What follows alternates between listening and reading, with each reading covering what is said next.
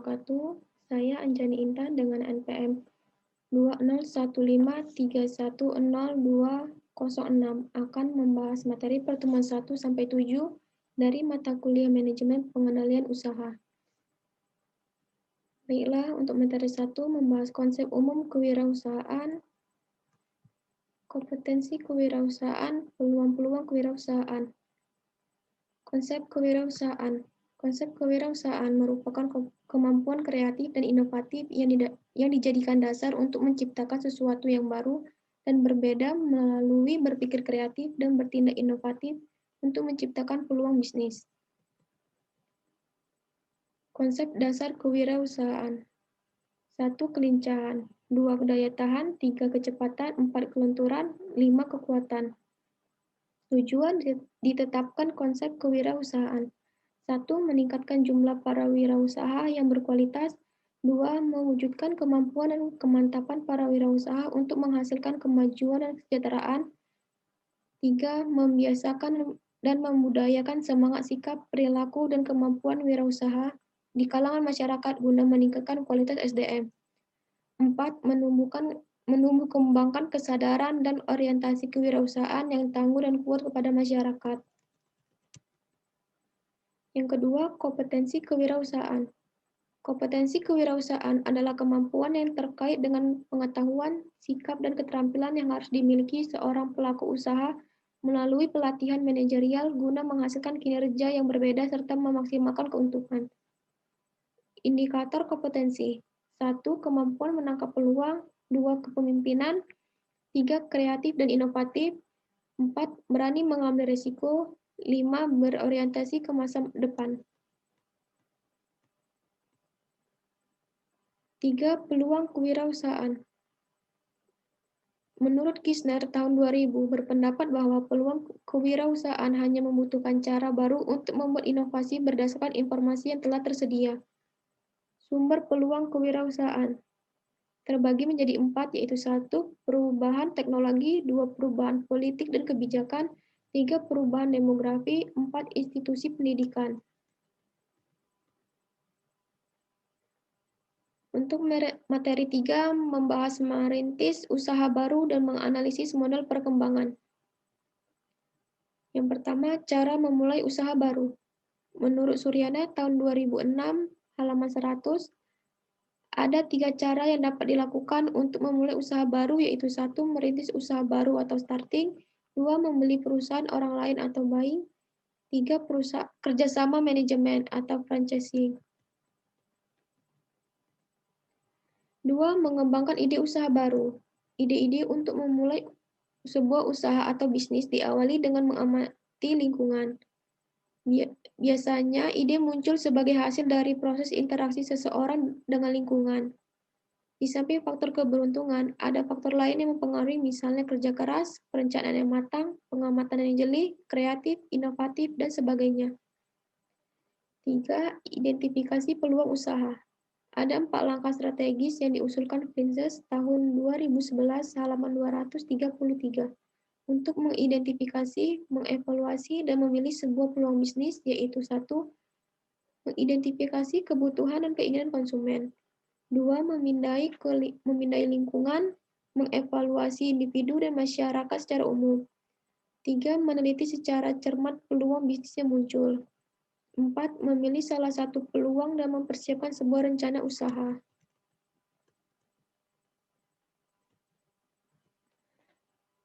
Empat, merintis usaha baru. Tahapan-tahapan dalam merintis usaha baru terbagi 5, yaitu 1. Diawali dengan adanya ide, 2. Mencari sumber dana dan fasilitas barang, uang, dan orang. 3. Sumber dana bisa berasal dari badan keuangan atau bank berupa kredit atau orang yang bersedia sebagai penyandang dana. 4. Objek bisnis memiliki pasar. 5. Memperhatikan peluang pasar sebelum produk diciptakan. 5. Hal yang harus diperhatikan dalam merintis usaha baru. 1. Bidang dan jenis usaha yang dimasuki. 2. Bentuk usaha dan kepemilikan yang akan dipilih. 3. Tempat usaha yang akan dipilih. 4. Organisasi yang akan dipilih. 5. Jaminan usaha yang mungkin diperoleh. 6. Lingkungan usaha. Materi 4 membahas organisasi dan manajemen dalam mencapai organisasi yang berorientasi laba. Organisasi. Menurut Profesor Dr. Sondang P. Siagian, organisasi adalah suatu bentuk persekutuan antara dua orang atau lebih yang bekerja sama serta secara formal terikat dalam rangka pencapaian tujuan yang telah ditentukan, dan dalam ikatan itu terdapat seorang atau sekelompok orang yang disebut bawahan. Ciri-ciri organisasi yaitu 1. Mempunyai tujuan dan sasaran, 2. Mempunyai keterikatan formal dan tata tertib yang harus ditaati, 3. Adanya kerjasama dari sekelompok orang, 4. Mempunyai koordinasi tugas dan wewenang. Jenis-jenis organisasi. 1. Organisasi formal, 2. Organisasi internasional, 3. Organisasi informal, dan terakhir organisasi yang bergerak secara rahasia. Tujuan organisasi. 1. Mencapai keinginan bersama dari tiap anggota organisasi, 2. Mendapat keuntungan dan penghasilan bersama-sama, 3. Mengatasi terbatasnya kemandirian dan kemampuan pribadi untuk mencapai tujuan bersama, 4. Mendapatkan pengalaman dan interaksi dengan anggota lain.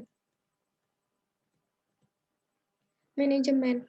Manajemen adalah suatu proses yang dilakukan oleh manusia dengan memanfaatkan sumber daya yang ada untuk mencapai tujuan yang efektif dan efisien. Fungsi manajemen terbagi 5, yaitu 1. Perencanaan, 2. Pengorganisasian, 3. Staffing, 4. Koordinasi, 5. Pengawasan. Unsur-unsur manajemen. 1. Man, 2. Money, 3. Material, 4. Mesin, 5. Metode, 6. Market, 7. Menit atau waktu. Dan terakhir laba.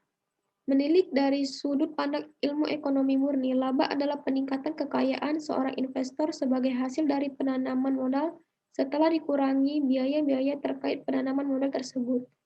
Manfaat laba. 1. Memberikan informasi untuk memprediksi dividen. 2.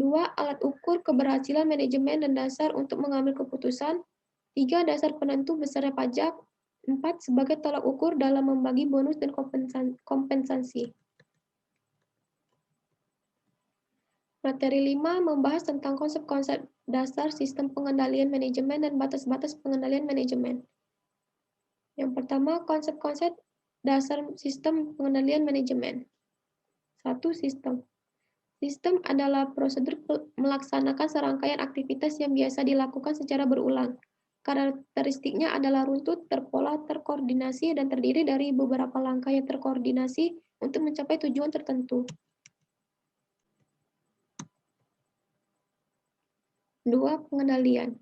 Pengendalian terbagi jadi 4, yaitu detektor atau sensor, yang kedua asesor atau penilai, 3. Efektor atau pelaksana, dan keempat communication network atau jaringan komunikasi. 3. Manajemen. Manajemen adalah pimpinan dari organisasi dan memiliki hierarki tertentu. Hierarki manajemen adalah pembagian manajemen menjadi beberapa lapisan.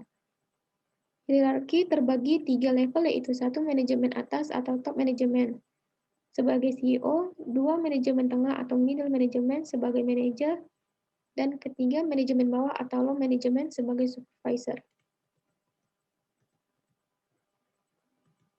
Yang kedua, batas-batas pengendalian manajemen. Pengendalian manajemen adalah kegiatan perencanaan dan pengendalian dalam organisasi yang berada di antara dua kegiatan, yaitu perumusan atau formulasi strategi yang dilakukan manajemen atas dan pengendalian tugas yang dilakukan manajemen level bawah. 1. Formulasi strategi. Formulasi strategi adalah proses menentukan tujuan organisasi dan strategi untuk mencapai tujuan tersebut. 2. Pengendalian manajemen. Aspek pengendalian manajemen terbagi 5, yaitu 1. Kegiatan pengendalian manajemen, 2.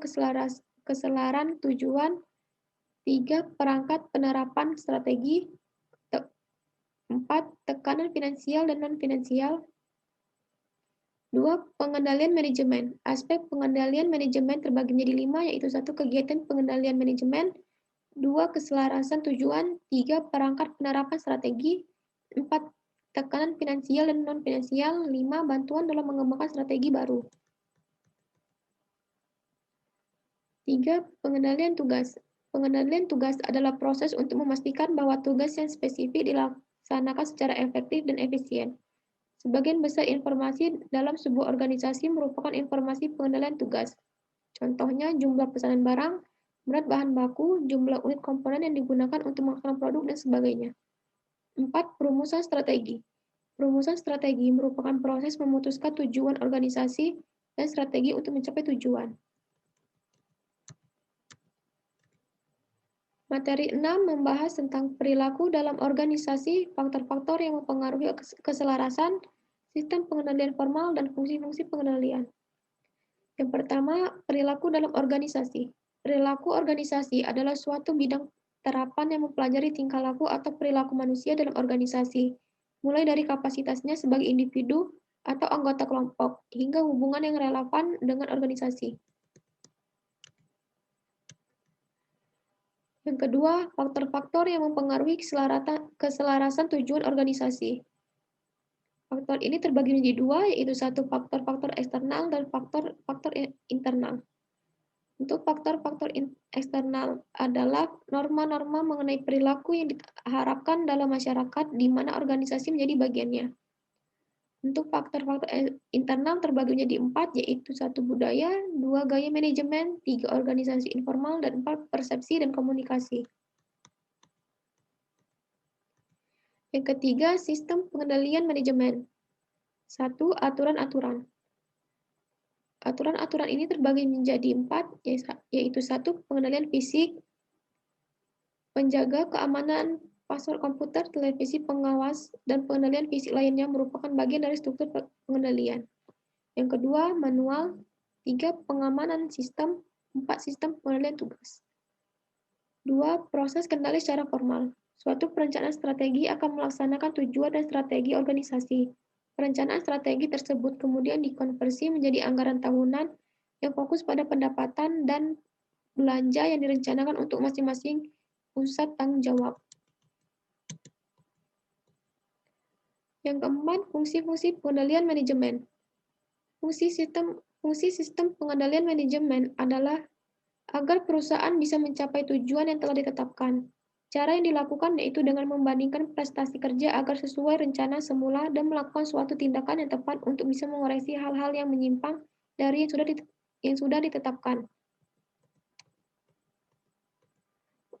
Untuk materi 7 membahas tentang pusat pertanggungjawaban. Yang pertama, pusat pertanggungjawaban. Pusat pertanggungjawaban adalah organisasi yang dipimpin oleh seorang manajer yang bertanggung jawab terhadap aktivitas yang dilakukan. 2. Jenis-jenis pusat pertanggungjawaban. Terbagi menjadi 3, yaitu 1. Pusat pendapatan. Pusat pendapatan adalah jumlah yang diterima oleh perusahaan dari kegiatan yang utamanya dari penjualan produk atau jasa kepada konsumen. 2. Pusat beban. Pusat beban adalah pusat pertanggungjawaban yang inputnya diukur secara moneter namun outputnya tidak. 3. Pusat beban kebijakan. Pusat beban kebijakan meliputi unit-unit administratif dan pendukung seperti akuntansi, hukum, hubungan industri, dan SDM.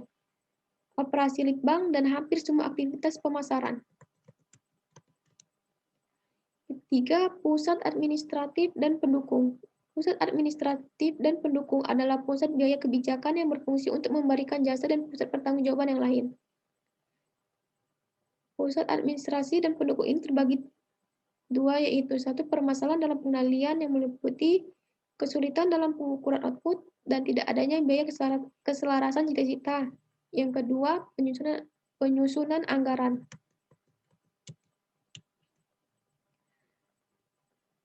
4.